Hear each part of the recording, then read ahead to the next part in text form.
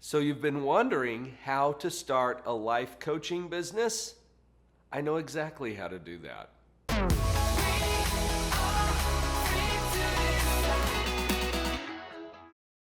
A quick history first of the ground that I've covered in this particular area. I am a psychologist. I started in a traditional psychology practice. I did psychotherapy. I worked primarily with children, adolescents, families, couples. And I did that for probably 12 or 13 years. And then I made a huge shift over to positive psychology. What happened when I went to positive psychology is I found that a lot of people are looking for what I could offer them through my knowledge and experience, but they didn't want a diagnosis. They weren't really sick. So I launched a life coaching practice. You might think it's not a big shift to go from traditional psychotherapy to life coaching. There's actually a lot of things that you have to consider. And it's taken me a while to build it, but I now have a very successful life coaching business.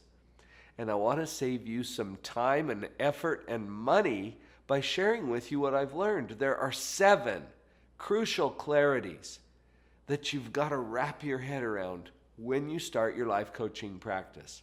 The first one of those is why. Why are you doing this? I tell you what, if you're doing it for prestige or because it seems like an easy thing to do, you're probably in the wrong line of work. It's not easy. And it is not for the weak of heart. Being a solopreneur or an entrepreneur takes a lot of fortitude, a lot of courage, a lot of integrity. And so get yourself ready for some hard things. And you'll only do those hard things if you have a strong enough why. Why do you want to do this? Now, I'll give you a shortcut there too. There are reasons that you're drawn to this. Think about your life experience and everything that you have learned and that has affected you in your life. You want to share that with people, don't you? Yeah, why? Because it changes their life. I think you can have an amazing life as a life coach, but keep it clear that it's about them, not you, the people that you can serve. That leads us right into the next clarity. Number 2 is get clear about the who. A lot of people I've talked to want to get into life coaching because they want to help people. Oh, how nice. And then I ask them, well, who do you want to help? Well, I want to help everybody, of course. If you want to help everybody, you're not going to help anybody. You got to get clear about who your tribe is. Start to think about who it is that uniquely could benefit from you and your gifts and your talents. There is a tribe out there. I love the way Seth Godin described this. In his book, Tribes, he talks about these people who are there to follow you. And they don't get to have a leader unless you show up and lead them. That's your tribe. Who is it? Get clear about that. Now let's go to the third clarity, the what. What is it that you're going to offer your tribe? Do you have some process or program that you could take them through that brings about the benefit that drives your why? We got to get clear about the what. What are we going to do for our tribe? Now let's go to the next one. The fact that you're watching this video suggests that you may be starting to get some clarity about when. When am I going to do this? I've been thinking about this for years. I've always thought that I would love to do this. I've told people that I'm going to do this. Maybe I've even started a little bit. When is the right time for you? And I have noticed for myself, I like to launch things just before I'm ready. And how will you know that you're ready anyway? Now there's some things you need to put in place to be ready. That's why we're talking about these clarities. But get clear about the when. When is the right time for you? And that leads us into number 5. Clarity number 5 has to do with where. This is easier to answer than it used to be. Because we've got technology. We've got the internet. I can talk to you right here on this video, and you are wherever you are, and I am wherever I am, and it doesn't matter. I also have a physical office. And some of my clients come to my office and we visit right there in the office. This might seem like a very simple, no-brainer kind of a thing. A lot of life coaches haven't thought this through about where they're going to interact with their clientele. Think about it. Now let's go to number 6, how. This one has to do more with your business structure, your marketing strategy, your sales dialogues.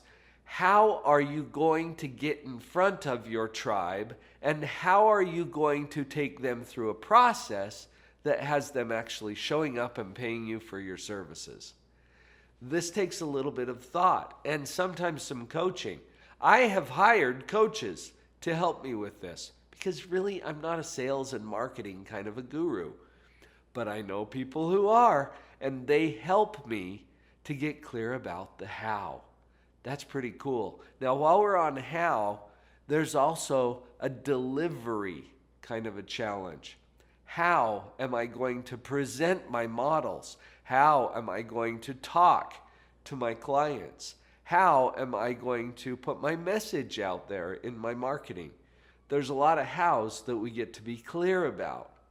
And probably you aren't an expert in all of the things that are required. That's why you haven't done this yet. So be humble enough to enlist people on your team who can walk you through the how. People who have been there before, people who know it. Hopefully these clarities are helping you to wrap your head around what it takes to set up a life coaching practice. I have to make an acknowledgement before I share the 7th. And the acknowledgement is anyone can hang up their shingle as a life coach.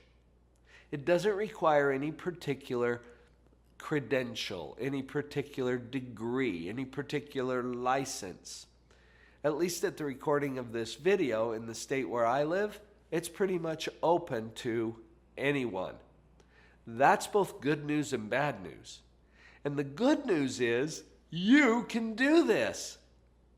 And the bad news is anybody can do this. Which means that the market sometimes gets flooded with goofballs who are doing really crazy stuff. I know that's a judgmental statement because that's just an opinion, right? But honestly, the industry of life coaching gets a little bit of a bad rap because of people who are doing things that are a little off. You following this? That brings me to the 7th clarity. We've got to get clear about ethics and limits and what your particular area of expertise is, because you may not go outside of that. You're going to hurt people. Therapy, for example, is a licensed activity. Psychologists, social workers, counselors who are licensed to practice therapy have to go through ethical training and standards and guidelines that help them to make sure that they don't hurt people in the process. Understand, if you get into a coaching practice, there is a little area of expertise. Now, you don't have to be the expert on all things. In fact, you can't be. You do need to be an expert in whatever particular area you're taking on. That is true, but you don't have to be the expert. And get clear about what the limits are. If you are a health coach, limit your coaching to what you know. Get proven processes and procedures in place. If you need to get a little additional certification from someone who provides that, then do that. And then stay within your area of expertise. That one is so important. I could spend probably an hour on that, but I won't do that right now. Make sure you're clear about your own ethics. I know that's a quick run through of those 7 clarities. I have provided the same content in a more extended form through a webinar. You are invited to participate in that webinar. If this is resonating with you, go to liveonpurpose.coach, not .com, liveonpurpose.coach/webinar. And you can get connected to that.